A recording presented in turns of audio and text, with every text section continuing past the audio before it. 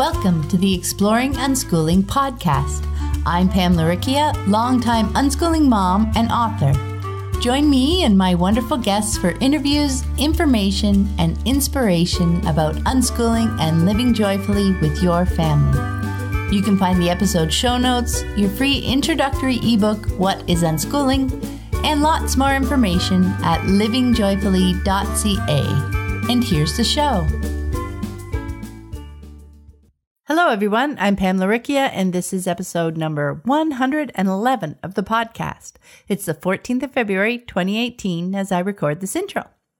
And my guest this week is Jan Fortune. Jan home educated her 4 now adult children in the UK and wrote many articles and 5 books on unschooling and parenting. Her last book on the topic, Winning Parent, Winning Child, focuses on living with children in ways that respect their autonomy. Jan is also a novelist, poet, editor, and runs Cinnamon Press, now in its 12th year. As a personal update this week, I'm working away, getting ready to release my upcoming book, The Unschooling Journey, A Field Guide. I spent a couple of days getting the ebook formatting looking great. It was so much challenge and fun wrapped all up together.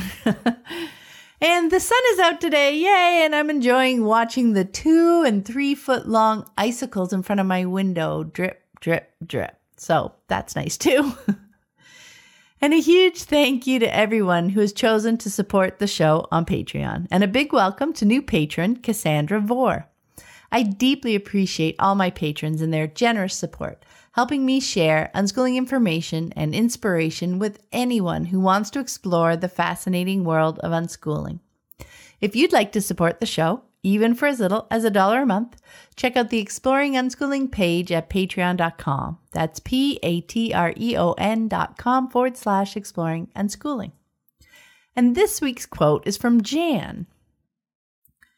We all want the best for our children, but the temptation, I think, to over-identify with them can be quite stultifying. I am not my child, and my children have the right to shape their own lives.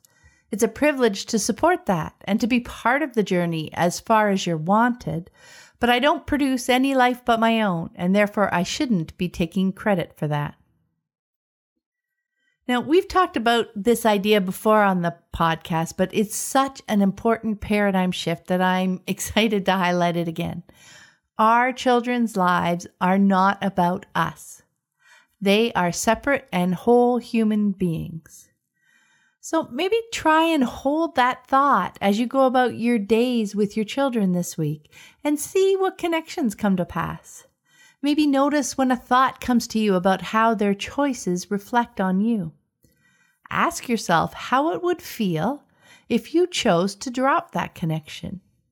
What if their choice is their choice? Full stop. And have fun with that.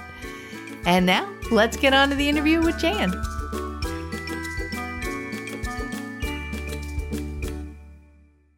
Hi, everyone. I'm Pam Laricchia from livingjoyfully.ca, and today I'm here with Jan Fortune. Hi, Jan. Hi. Hi. Now, just a bit of introduction for anyone who hasn't come across Jan's work yet. She studied theology and did her PhD in feminist theology back when it was an emerging area. She home educated her 4 now adult children in the UK and over the years has written many articles and 5 books on home education and parenting. Her last book on the topic, Winning Parent, Winning Child, focuses on living with children in ways that respect their autonomy. Jan is also a novelist, poet, and editor and runs Cinnamon Press, now in its 12th year. And I have been enjoying her recent articles on Medium. Yay! So I have 10 questions for you, Jan. Let's dive in. First off, can you share with us a bit about you and your family? Well, as you say, they're now all grown up. So my children are now aged 23 to 31, which feels quite extraordinary. They're home educated right throughout. My oldest son now lives in London with his wife, who's from Alberta. He completed a PhD in writing last year and is running an editing consultancy. My older daughter's a pediatric nurse, currently on maternity leave, so she's just starting her own adventure in autonomous parenting. And my two younger children are both at university doing master's degrees, oddly both at the same university, so they're able to share a house.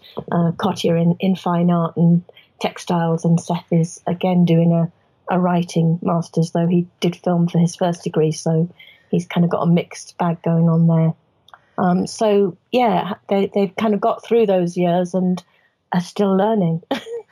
Surprise. That's wonderful. Now, can you share with us a little bit about what your family's move to unschooling looked like way back then?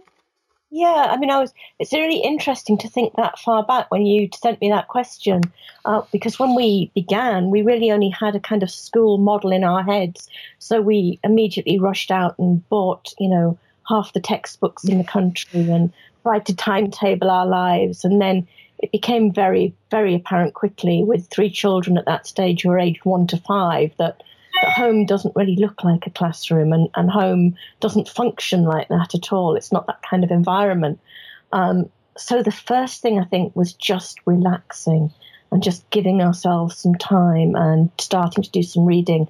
People like John Holt and John Taylor Catto were quite important. And then we just kind of felt for quite a while that we were making it up as we went along. And we're a bit uncertain because we were living in an area with very few other home educators. So we were kind of very alone. But by the time the youngest was born, we'd moved to a new city. There was a lot more internet support. There were a lot more people around in that area.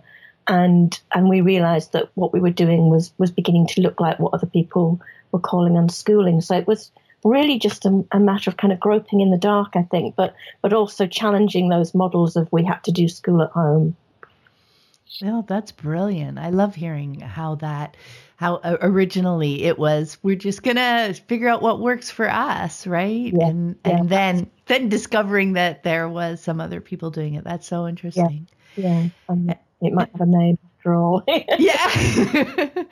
Well, one of the first really big paradigm shifts that happens as we move to unschooling, I think, is from that conventional idea that childhood is a preparation for life in the adult world to the idea that a child's present life is intrinsically valuable and important.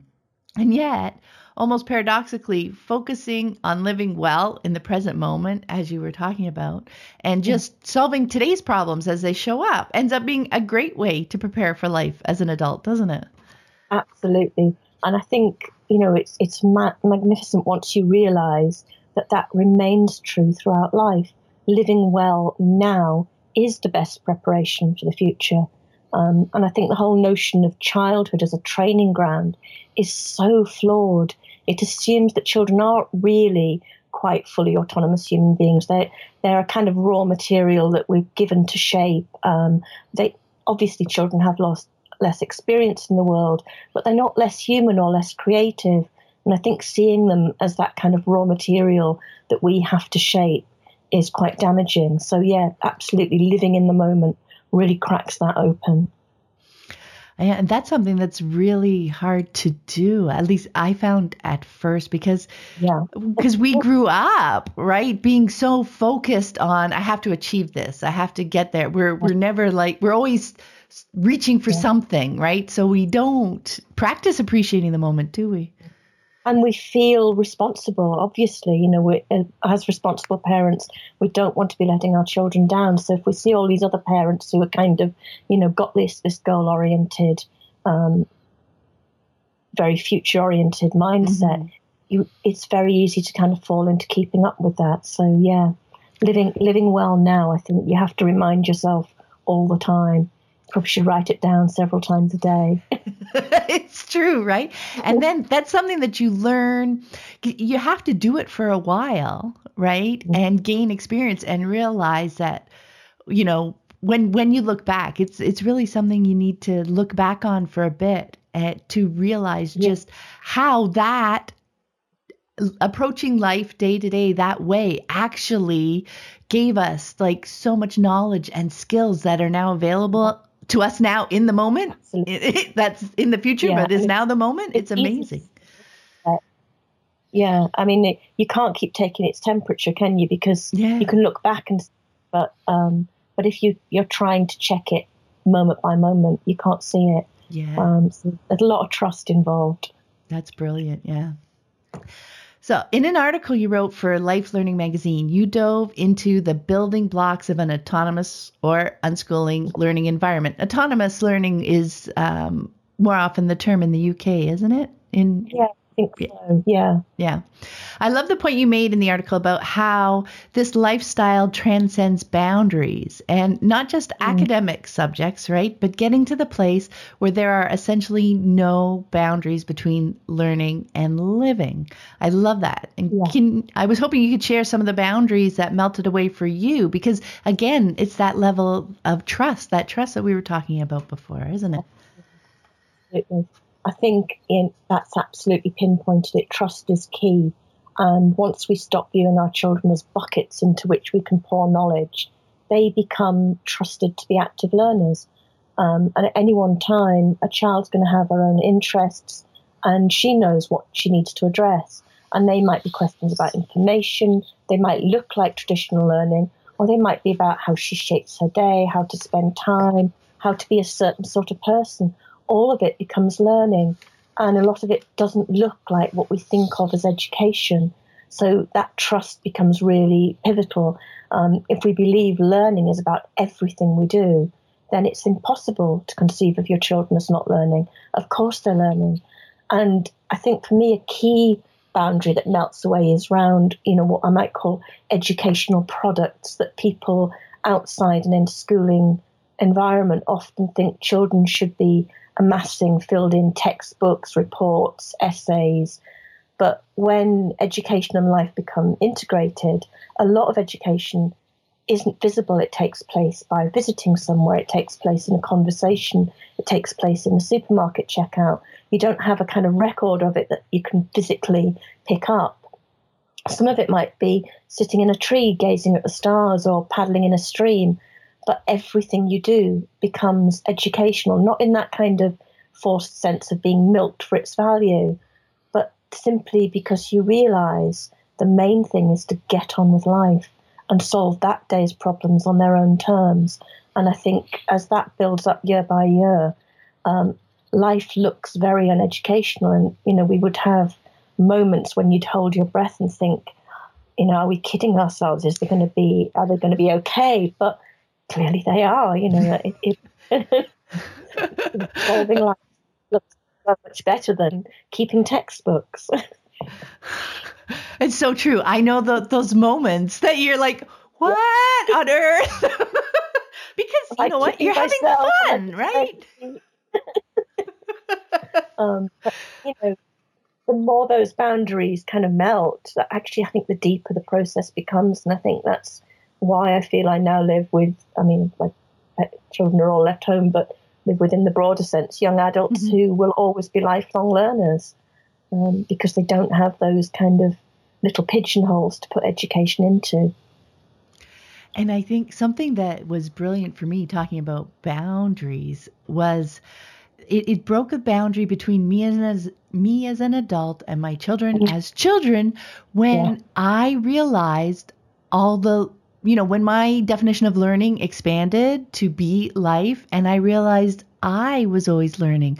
All of a sudden, I realized I wasn't done as an adult. I wasn't supposed to know everything. Absolutely. And it makes you kind of more respectful of them as well, I think, because you're all just a bunch of creative people in it together, and you have things to teach each other. And, children may have less experience, but they often have a much more refreshing perspective on life. So, we're all just in it together and learning. Yeah, I love that refreshing perspective. It's so true and so creative. Sometimes we worry, if something comes up today and we're chatting with our kids about it and trying to brainstorm ideas, at first to open it up to that conversation with our kids can be scary because we're worried, we're going to have to do something totally outside my comfort zone that I think will be ridiculous. But man, no, they bring such intelligence and creativity to the conversation, don't they? And fun. Of course, there's the ridiculous things too.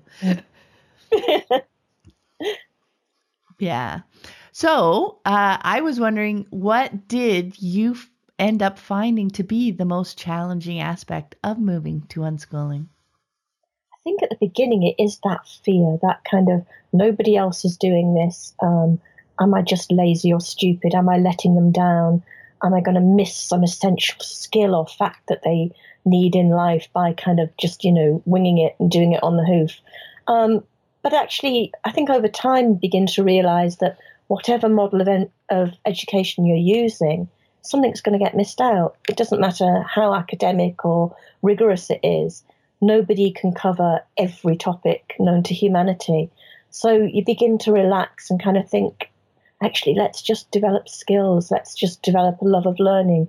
Let's just provide a rich environment with conversation and films and nature and books and art materials and, whatever it is, and just take that pressure off ticking the box.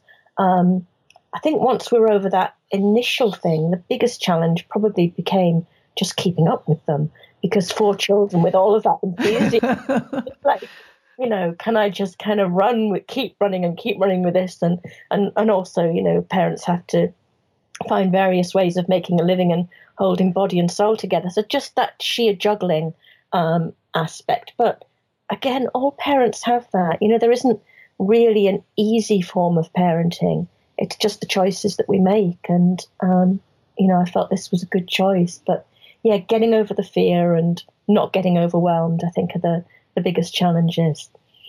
I really love that. And it turns out it comes to, like you were saying, all parents have this. Unschooling challenges just are really life challenges, aren't they? Just living together. Yeah. I mean, I can remember one day somebody saying to me after I'd spent a long time with one of my children negotiating a decision that they needed to make. And they said, well, why did you spend all that time? You could have just imposed, you could have just solved that in 5 minutes, told them this is what you're going to do, get on with it. And I said, well, and when you do that with your children, what happens? Well, they might have a tantrum. And so you pour your emotional energy into an hour of a child being hurt and upset and feeling dismissed. And you think that it's a bad idea for me to pour my energy into an hour of everybody winning. It's like, you're going to use the energy. Why not use it creatively instead of destructively? All parenting takes a lot of energy. And I think if you agree with your children together to use that well, I think the benefits are fantastic. Oh, that's such a great point. I love the way you brought those two things together. And it leads us so nicely to the next question. In your book, which I loved, Winning Parent, Winning Child, you make a great point about how consent-based parenting is not a call for parental self-surrender or martyrdom. Rather, it's a call for engagement with our children. And that was just a great example of the value we get from engaging with our children, right? So you talk about how there may be times when a mutual solution escapes us and we choose to put our children first, but that's not ideal. So even though sacrifice is often held up as a virtue in our society, why is simply giving in not a good long-term solution either? I think it's important to recognize that sometimes we fail. We don't always find solutions we're ordinary human beings, and those moments are going to happen. And when we do fail, I put the child first simply because we have such an enormous responsibility to children. They're the people we chose to bring into the world. So there are occasions when that's going to happen. But I think when we end up finding ourselves self-sacrificing on a regular basis, we really need to stop and check that for lots of reasons. For one thing, self-sacrifice cuts creativity dead. If you've spent hours trying to find a solution to no avail and you're too exhausted to keep going, you sometimes need to cut your losses.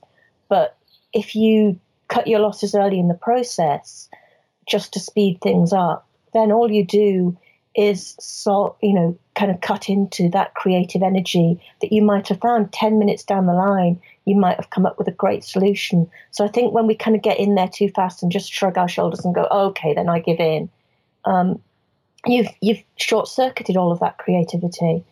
I think the other really damaging thing about self-sacrifice is it builds resentment. A person who's always giving in might seem as though they're okay about it, but over time it eats away. And I think that poisons the atmosphere of being solution-centered and trying to be creative.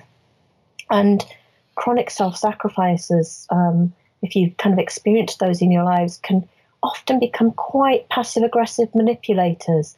The person who just always says, oh, I don't mind, is often saying to the group, well, actually, I want you to guess what I'd like, but I'm not going to put in the energy to tell you. You have to guess and you have to get it right. They're not really being open and honest. So I think self-sacrifice when you've run out of steam is one thing. Self-sacrifice as a pattern tends to have all this kind of other emotional baggage with it. So certainly don't be harsh with yourself when you have moments of failure. They're going to happen to everybody. But I think if you notice that pattern of self-sacrificing or somebody never stating their needs, it's really time to kind of dig into that and try and shift it, because in the long term it breeds bad feeling and it sabotages our creativity. I love that. It's such a great point. Patterns are the things to watch out for, aren't they? Right? When, because I'm trying to remember what I had something great. But, that was it. When we're, like you said, we're talking and we're trying to figure something out and maybe we, lose, energy for it. And we, say, okay, you know what, we'll try it your way because, why not? You haven't come up with a good enough reason not to. Yeah. Exactly. But when there's that pattern and you give up earlier and earlier with less and less effort, not only are you losing your creativity, you're also losing those moments to learn more about our children and ourselves, Absolutely. Aren't we? Yeah. I mean, it just kind of, it eats into all of that, really. So, and patterns are definitely the thing to look for. Yeah, exactly. There's just so much relationship development that goes in there. And your point before about the time that we're investing, this is what we're choosing to put our time in when we're not putting it into school and all those other things. We're choosing to create this kind of learning environment because learning about ourselves and learning how to connect with others and work through issues with others, these are all valuable and important skills that a lot of kids who spend all their time in school don't have a lot of time to develop, do they? No, absolutely. I mean, they're missing that. And that's what we've set this up for. So, use it. I'd like to dig into this transition to consent-based parenting a little bit more. And in the book, you wrote, consent works best when everyone in the family, adults and children alike, see themselves as free, respected people who can live the life they prefer within the family group. When this happens, adults and children can all be open to changing their wishes without ever fearing that it will mean doing something they really don't want to do. This releases an enormous flood of innovative thinking for solving problems, like that creative thinking that we were just talking about. But I do think that this is something that can be so hard to envision, to believe that it will actually happen until you see it in action. And I remember there were a couple of valuable mind shifts that helped me to make this shift to consent-based parenting. One was ensuring that my wishes were not about my children. You know what? That was something that was surprisingly hard to tease out. I kind of had to empty myself out and then start adding my needs and wants back in one at a time, playing with them to see if they were really mine, not, oh, I wish my child would do this, or I wish they liked this. So, the other thing. The other one was being open to changing my mind, right? Or my wishes even. And that was so much work to get deep into my own thoughts and to be okay with not liking what I found at first. Because, I'm just thinking. So it was so valuable for me to show by example that our discussion was about the ideas and our needs, and to be able to say, wow, that's a great point that I didn't consider. You know, I'm more open to doing it your way. Let's see. Yeah. And then not act like I've given in when I've changed my mind, right? There's a difference. Because if you act like you've given in, then it's kind of like now they owe you something next time. Like you were talking about that passive aggressive approach to it all. There's just so much wrapped up in there, isn't there? So I was wondering if you had some tips that you could share about this transition and how it really cracks open that creative problem-solving process. Yeah. I mean, I think you've highlighted those shifts really well. Changing your mind because you've become open is completely different to self-sacrificing that we were just discussing. Absolutely crucial. If you see adults as the people with all the answers and the children as the ones in training, then doing that's going to feel counterintuitive. But if you shift your mindset so that you believe we're all learners, we've all got different sorts of experience, different sorts of creativity, fresh thinking, it doesn't matter where the solution to a problem comes from or whether it happened to be suggested by a 2-year-old or a 35-year-old, it's just a creative solution. And part of that genuinely flexible open-mindedness has to be that we don't have preconceived ideas about what we want our children to be or to do. Your needs have to be yours, just as you were saying, and we hold those tentatively and creatively. So, you know, my need is for you to clean your room really misses the point. You know, my need might be to have some clean, calm space. That's fine. And then I can invite others to help me with that rather than implicating them in what they have to do or what has to happen, because they might not have any need at all to have a clean room. If children don't feel you've already made up your mind about what the outcome has to be, if you're genuinely open-minded and you treat them as people who have something to offer, then they've got nothing to lose in contributing their creativity. And once they see that this creativity is taken seriously, more and more of it's forthcoming. So I think it's about that creating of a positive spiral rather than a kind of downward slope. Just, you know, getting in there and being really flexible. And as you say, owning your needs as yours and then saying, how can we help with this?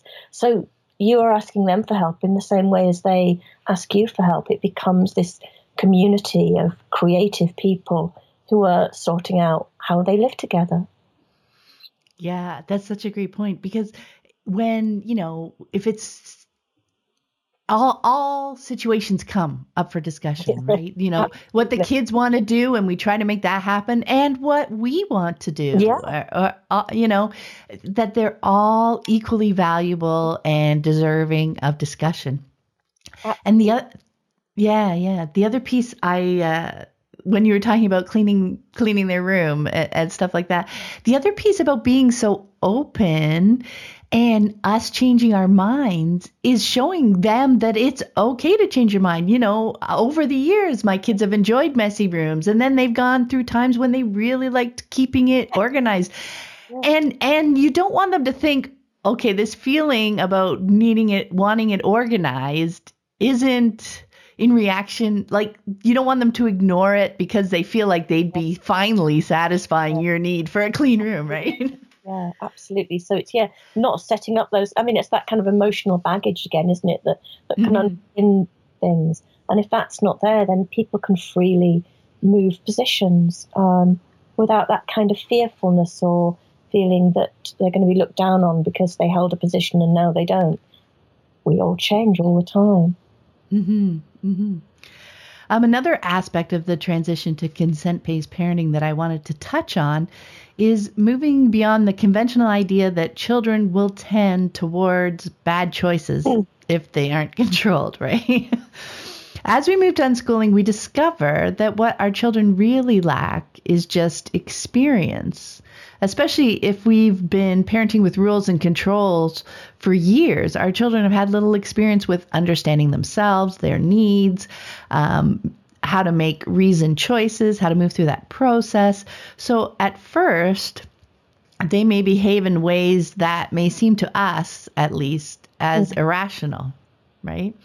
Yet that is still not a sufficient justification for falling back on control and compulsion, is it? There is another way that we can look at those kinds of situations. Yeah, that's exactly right. If you've got years of compulsion to undo, then there's going to be some disbelief on the part of those children when you say that's gone now, and there's going to be some testing out.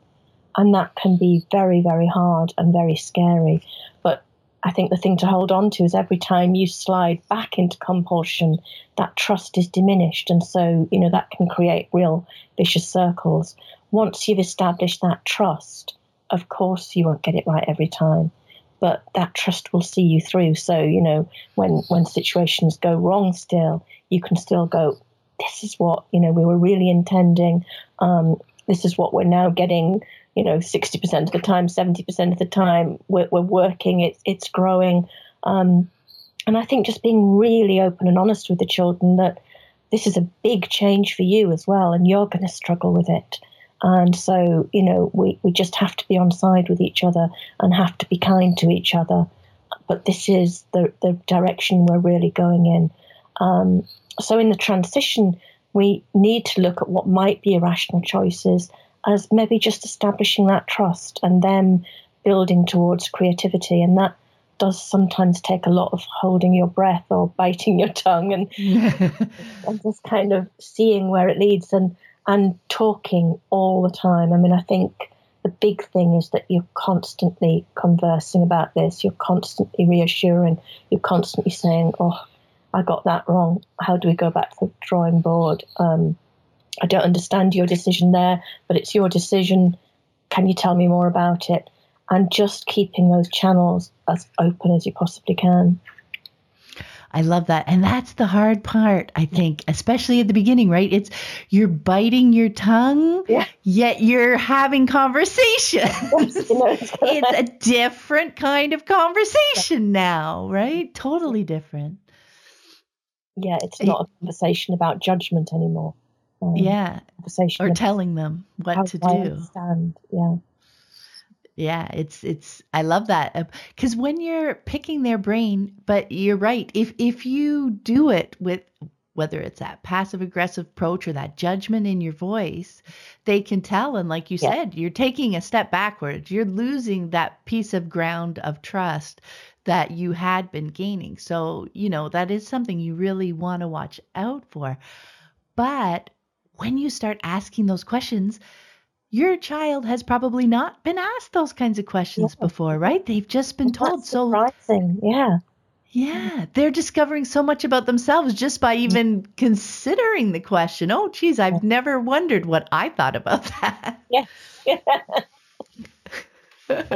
opens up a very different space, I think. Yeah, so much learning for everybody, isn't it? Now, in another article that you wrote for Life Learning magazine, which was titled As If, on not turning our children into byproducts of our philosophy. Another article I enjoyed. I really enjoyed your writing, Jan. And in this one, yes, you talk about something I think is really important, and I wanted to read another short quote. There is a temptation to want to prove that our home-educated children, and especially those who have real control over their own learning, are more successful, more polite, and let's face it, just more, than their school-going, coerced counterparts. There is a real danger of advertising our learning style and the alternative lifestyle that is often a byproduct of it by pointing to the product. Children, however, are not products. They are real, autonomous human people making their own mistakes on their own learning adventures, living out their learning for their own sakes and not to provide examples for their mother's most recent workshop talk. Note to self.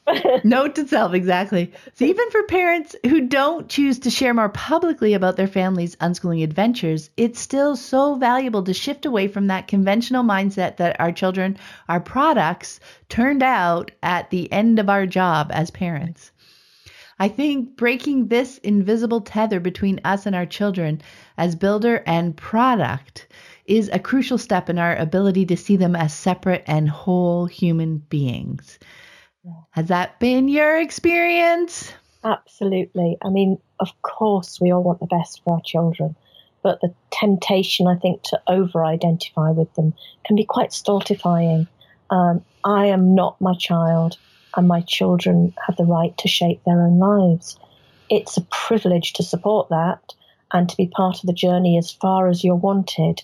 But I don't author and produce any life but my own, and therefore I shouldn't be taking credit for that. It's just a creative journey with the people I love most, with the people I have responsibility for. But, their lives are their lives, and they have to be allowed to make mistakes and get things wrong and see what works. And just as I do, when you look back as an adult over your life, you can go, oh my goodness, what was I thinking over so many moments? And yet we're often terribly worried that we should protect our child from making any mistake ever and from ever having regret. I mean, yeah, of course we want them to be happy and have the best, but it also has to be theirs. And I think children who don't get that sense of ownership of their own stories, I think that's often a struggle with mental health later on. So it really is important not to see your child as the product, but just another autonomous person doing their best they can as well. That was a huge shift for me, and it was such a nice shift in our relationship too. It was releasing, for me, and yet I felt even more connected to them. At the same time, right? Because now they're just on the journey like me, right? Yeah, and they can afford to let you in when they know that, because they know you're not going to take over. Mm-hmm. I have a blog post that I wrote years ago. It was like it's in quotes, "I'm so proud of you." So it was a discussion about how when we feel pride, we're taking credit for something that they've done, like we had an effect on it, right? And we can be, for me, it was, I would rather, I think, and say, I'm so excited for you because I know this was something you were wanting to. And I love that you accomplished something that you were wanting to do. And you know what? The funniest thing is, this is one of the pages on my website with the most hits. It doesn't surprise me. I think, actually taking delight for somebody else takes it away from them. Whereas being delighted that you have got this and you have done this and it was what you wanted, that's just so affirming. I love that. It's a big step, and it's so worth thinking about, everyone. Absolutely. Now, looking back, what has been the most valuable outcome from choosing unschooling for you? I think the biggest thing is that if you relate to your children as autonomous creators of their own stories and people you can pool creativity with, that relationship goes on throughout life. So the most valuable thing for me has been these ongoing relationships of trust and support, which are now with a group of young adults who are on all kinds of different journeys. Just the fact that goes on and develops, and the excitement that it's now developing with a first grandchild, absolutely amazing to have that much trust and support with these incredible young people. It's also given all of us the mindset that the whole of life is about learning. And that's really helpful, I think, in a world where flexibility is essential. For myself, it's meant not getting stuck in any role that's no longer working for me, because I know I can change it. It's always possible. So the benefits are ongoing. At the moment, as you said at the beginning, I'm shifting the balance of my own work from being largely editing for the press I set up to being more, again, about my own writing and sharing insights into writing and the writing life and the new blog on Medium. So unschooling has taught me I can make changes in my life at any age, and that I will always have these amazing people in my life to share that with, that, the creativity just goes on growing. I love that. And what a shift, right? When we first start or choose unschooling, we think it's about our kids, but absolutely wrong. It's about, all of us together. Yeah. And it's about learning how to be a human being, just embracing life. It's beautiful, isn't it? Absolutely. I mean, I think that is the absolute crux of it, that actually unschooling is exactly what it says on the can.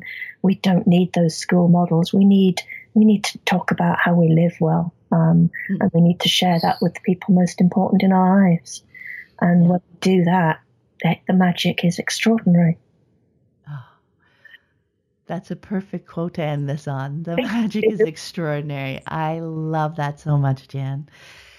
Thank you so much for taking the time. I know it's taken us such a while to connect with both our rural internets. But thank you so much for taking the time to speak with me. I really enjoyed it. Thank you. Pleasure. Thank you very much. And before we go, where's the best place for people to connect with you online? Well, at the moment, the new Medium blog, which is https://medium.com, and it's just at Jan Fortune. So come and find me on Medium and come and give your fingers some exercise with a little clapping button. Absolutely. I'll put the link in the show notes. And tip, if you're on your desktop, you can hold the clap button. You can. With your mouse. I know. Yeah. And you hold it. It takes about 10 seconds, but you can make it up to 50. I love it. Brilliant. Thanks so much, Jan. Have a wonderful day. And you. Take care. You too. Bye. Thanks for listening. I hope you found it helpful.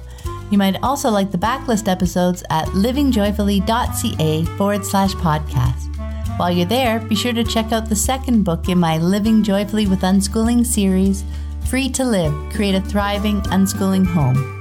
In it, I dive into the 4 characteristics that I found helped unschooling flourish in our home: curiosity, patience, strong relationships, and trust.